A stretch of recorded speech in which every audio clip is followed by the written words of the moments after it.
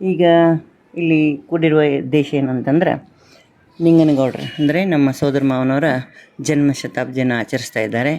ಅದಕ್ಕೆ ಅವರೊಂದು ವಿಡಿಯೋ ಮಾಡಿ ಕೊಡ್ರಿ ಅಂತಂದಾಗ ವಿಷಯ ನಾವು ವಿಡಿಯೋ ಮಾಡಿ ಕೊಡ್ತಾ ಇದ್ದೇವೆ. ಅದಕ್ಕೆ ಅವ್ರ ಬಗ್ಗೆ ಒಂದೆರಡು ಮಾತುಗಳನ್ನು ಹೇಳಲಿಕ್ಕೆ ಇಷ್ಟಪಡ್ತೇವೆ. ಇವನಾರವ ಎಂದೆನಿಸದಿರಯ್ಯ, ಇವ ನಮ್ಮವ ಎಂದೆನಿಸಯ್ಯ, ಸದಾ ಎಲ್ಲರೊಳಗೂ ನಮ್ಮವ ಎಂದೆನಿಸುವ ಜೀವ ನಿಂಗನಗೌಡರು. ಅವರ ಸಂಬಂಧದಲ್ಲಿ ಹೇಳೋದಾದರೆ ಅವರು ನಮ್ಮ ಸೋದರ ಮಾವ ಅಂದರೆ ತಾಯಿಯ ಅಣ್ಣ. ನಾನು ಹುಟ್ಟಿದ ಮೇಲೆ ತಿಳಿ ಬಂದಾಗಿನಿಂದ ಅವರನ್ನು ನೋಡ್ತಾ ಬಂದಿದ್ದೇನೆ. ಅತಿ ಸರಳ, ಎಲ್ಲರೊಂದಿಗೆ ಚಿಕ್ಕವರು ದೊಡ್ಡವರು ಎನ್ನುವ ಭೇದವಿಲ್ಲದೆ ಬೇರೆಯವರ ಜೊತೆ ಎಲ್ಲರೊಂದಿಗೂ ಬೆರೆಯುವ ಜೀವ ಅವರದ್ದು.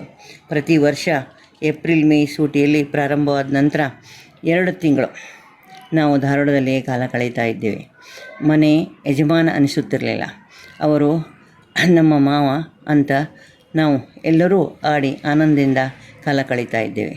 ಒಟ್ಟಿಗೆ ನಾವು 5 ಜನ, ಅವರ ಮಕ್ಕಳು 4 ಜನ ಹಾಗೂ ಸೌಶಿಯ ಶೇಖರ್, ಹೀಗೆ 10 ಜನ ಮಕ್ಕಳ ಹಿಂಡು ಇತ್ತು ಅಲ್ಲಿ. ನಮ್ಮನ್ನು ಅವರು ಎಂದೂ ಗದರಿಸುತ್ತಿಲ್ಲ. ಮಕ್ಕಳೊಂದಿಗೆ ಮಕ್ಕಳಾಗೇ ಇರುತ್ತಿದ್ದರು. ಅವರಿಗೆ ಇಂಥ ಕೆಲಸ ಬರುತ್ತಿರಲಿಲ್ಲ ಎಂದಲ್ಲ, ಅವರು ಎಲ್ಲ ಕೆಲಸವನ್ನು ಅತಿ ನಿಪುಣತೆಯಿಂದ ಮಾಡಿ ನಿಭಾಯಿಸುತ್ತಿದ್ದರು. ಗಾರ್ಡನಿಂಗ್ ಆಗಲಿ, ರಿಪೇರಿಂಗ್ ಆಗಲಿ ಅಥವಾ ಯಾವುದೇ ಪ್ರಾಣಿ ಸಾಗಾಣಿಕೆ ಆಗಲಿ ಅತಿ ನಿಪುಣತೆಯಿಂದ ಮಾಡುತ್ತಿದ್ದರು. ಒಂದೊಂದಾಗಿ ತೆಗೆದುಕೊಳ್ಳೋಣ. ಮೊದಲು ಗಾರ್ಡನಿಂಗ್ ಬಗ್ಗೆ ತೆಗೆದುಕೊಳ್ಳೋಣ. ಅವರ ಮನೆಯ ಮುಂದೆ ತುಂಬ ದೊಡ್ಡ ಗಾರ್ಡನ್, ಹಿತ್ತಲಲ್ಲಿ ಅದಕ್ಕಿಂತ ದೊಡ್ಡ ಜಾಗದಲ್ಲಿ ಗಾರ್ಡನ್ ಮಾಡಿದ್ದರು. ಕರಿಬೇವಿನ ಸೊಪ್ಪಿನಿಂದ ಹಿಡಿದು ಪ್ರತಿಯೊಂದು ಹರಿವೆ ಸೊಪ್ಪಿನಿಂದ ಹಿಡಿದು ಎಲ್ಲ ಹೂಗಳು ಅವರ ಗಾರ್ಡನ್ನಲ್ಲಿ ಕಾಣಸಿಗುತ್ತಿದ್ದವು. ಡೇರಿ ಹೂವಂತೂ ನೋಡಲು ಕಣ್ಣು ಸಾಲುತ್ತಿರಲಿಲ್ಲ. ಆ ವಿಚಿತ್ರವಾದ ಕಲರ್ ಹೂಗಳು, ವಿವಿಧ ತಳಿಗಳು ಅವರಲ್ಲಿ ಕಂಡುಬರುತ್ತಿದ್ದವು. ಕೆಂಪು, ಗುಲಾಬಿ, ಹಳದಿ, ಆರೆಂಜ್ ಕಲರ್ ಹೇಳಲು ಆಗುತ್ತಿಲ್ಲ, ಅಷ್ಟು ಕಲರ್ ಹೂಗಳು. ಇನ್ನು ಗುಲಾಬಿ ಹೂಗಳಂತೂ ಹೇಳುತ್ತಿರೋದು. ಅಲ್ಲಿ ಕೂಡ ವಿವಿಧ ಕಲರ್ ಹೂಗಳು ನೋಡಲು ಸಿಗುತ್ತಿದ್ದವು. ನೋಡಿದರೆ ಆನಂದ ಹೇಳುತ್ತಿರೋದು. ಇನ್ನು ಮಲ್ಲಿಗೆ ಹೂವು ಪೂಜೆಗಾಗಿ, ಅವಂತೂ ದುಂಡು ಮಲ್ಲಿಗೆ, ನಿತ್ಯ ಮಲ್ಲಿಗೆ, ಜಾಜಿ ಮಲ್ಲಿಗೆ, ಹೀಗೆ ನಾನಾ ಥರದ ಮಲ್ಲಿಗೆಗಳು ಅಲ್ಲಿ ನೋಡಸಿಗುತ್ತಿದ್ದವು. ಅವುಗಳನ್ನು ಹರಿಯೋದು ಏನಿಲ್ಲ ಅಂದರೂ 2 ಗಂಟೆ ಕಾಲ, ಅದು ಇಬ್ಬರು ಹರಿದಾಗ ಮಾತ್ರ 2 ಗಂಟೆ ಅಲ್ಲೇ. ನಂತರ ಅವುಗಳನ್ನು ಪೋಣಿಸಿ ಮಾಲೆ ಮಾಡಿ ಹಾಕಿಕೊಂಡಾಗ ಸಂಭ್ರಮ. ನಿಂಗನಗೌಡರು ಅಗ್ರಿಕಲ್ಚರ್ ಡಿಪಾರ್ಟ್ಮೆಂಟ್ನಲ್ಲೇ ಕೆಲಸ ಮಾಡುತ್ತಿದ್ದರಿಂದ ಅವರಿಗೆ ಅದರ ಬಗ್ಗೆ ನಾಲೆಜ್ ಕೂಡ ಬಹಳ ಇತ್ತು. ಇನ್ನು ವಿಪರೀತ ಗಾರ್ಡನ್ ಹುಚ್ಚು. ಪ್ರತಿ ವರ್ಷ ಹೂಗಳ ಸ್ಪರ್ಧೆ ಏರ್ಪಟ್ಟಾಗ ನಿಂಗನಗೌಡರಿಗೆ ಪ್ರಥಮ ಪ್ರೈಸ್ ಕಾದಿರುತ್ತಿತ್ತು. ಗಾರ್ಡನ್ ಒಂದು ಥರದ ಶೋಕಿ, ಆದರೆ ಪಕ್ಷಿಗಳನ್ನು ಸಾಕುವ ಶೋಕಿ ಅವರದಾಗಿತ್ತು. ಇನ್ನು ಏನಾದರೂ ರಿಪೇರಿ ವಿಷಯ ಬಂದರೆ ಹೇಳುತ್ತಿರೋದು.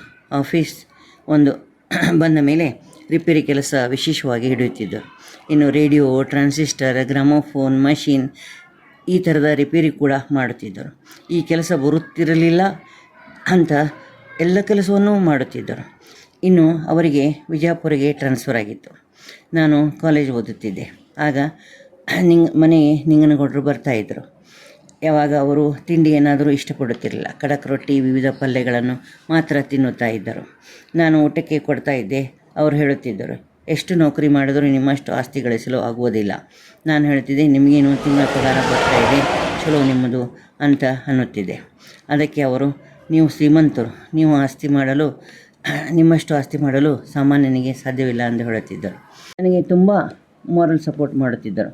ಯಾರ ಬಂದರೇನು ಬಿಟ್ಟರೇನು, ನೀನು ಗಟ್ಟಿ ಇರು, ನೀನು ಜಗತ್ತನ್ನು ಗೆದ್ದು ಬದುಕು ಎನ್ನುವ ಮಾತನ್ನು ಅವರು ಹೇಳ್ತಾಯಿದ್ರು. ಅದನ್ನು ನೆನಪಿಸಿಕೊಂಡು ಬದುಕುತ್ತಿದ್ದೇನೆ.